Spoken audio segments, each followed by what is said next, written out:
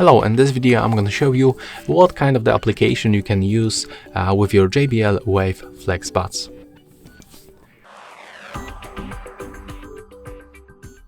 So as you can see, I'm currently connected with my JBL Wave Flex and this application on my Android phone.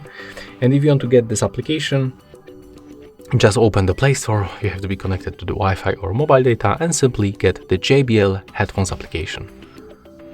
When you previously connect your earbuds by using standard Bluetooth settings, you will be already connected when you open this application.